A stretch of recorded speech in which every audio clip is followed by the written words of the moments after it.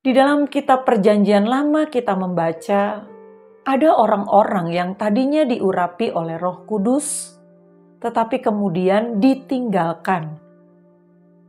Karena itu, ada ungkapan firman Tuhan yang berkata, jangan memulai dengan roh, tapi mengakhiri dengan daging. Kita akan melihat yang pertama, tokoh yang memulai dengan roh, tapi mengakhiri dengan daging adalah Raja Saul. Raja Saul ini diurapi oleh Tuhan. Dia menjadi raja itu juga lewat pengurapan, lewat kehendak Tuhan. Tetapi ketika pada akhirnya dia tidak melakukan, tidak taat, tidak mendengarkan apa yang dikatakan Tuhan lewat Nabi Samuel, maka Roh Kudus meninggalkannya. Roh Tuhan pergi darinya. Kita lihat bahwa setelah Roh Tuhan tidak ada lagi dalam dirinya, dia tidak bisa lagi berkomunikasi dengan Tuhan. Makanya hati-hati dengan ketidaktaatanmu.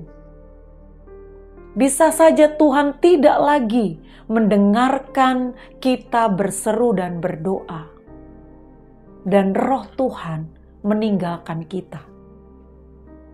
Itu sebabnya Raja Saul pada peperangan-peperangan berikutnya dia bertanya kepada petenung-petenung dan peramal-peramal untuk apa yang harus dia lakukan.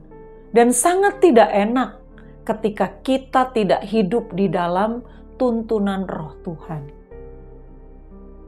Dan pada akhirnya Raja Saul mati bunuh diri karena ketakutan.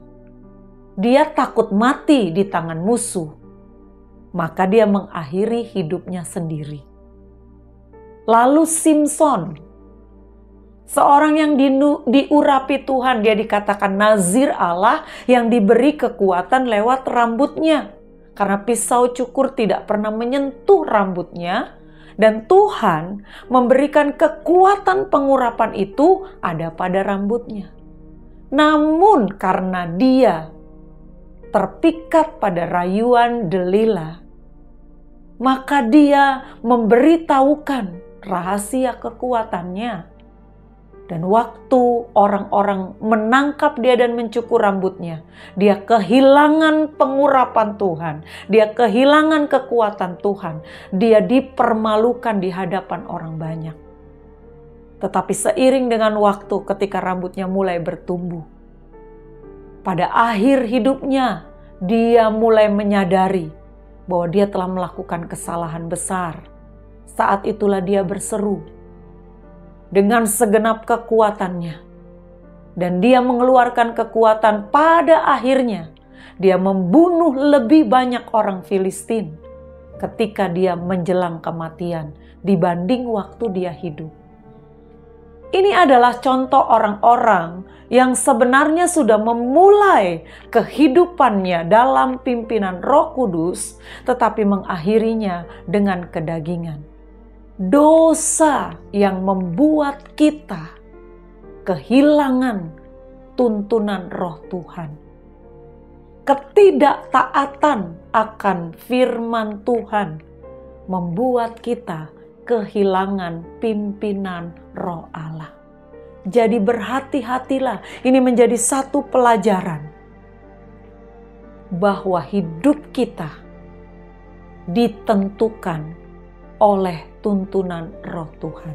Sebab ketika kita ada di dalam pimpinan Roh Kudus, Tuhan akan memberikan hikmat-Nya sehingga menuntun kita di jalan-jalan yang bahkan tidak kita ketahui. Tetapi Roh Tuhan membuat kita mengerti kemana kita harus melangkah, kapan kita harus bertindak, dan apa yang harus kita lakukan. Peliharalah komunikasi dengan Roh Kudus setiap saat, sehingga engkau tidak kehilangan pimpinan Roh Kudus.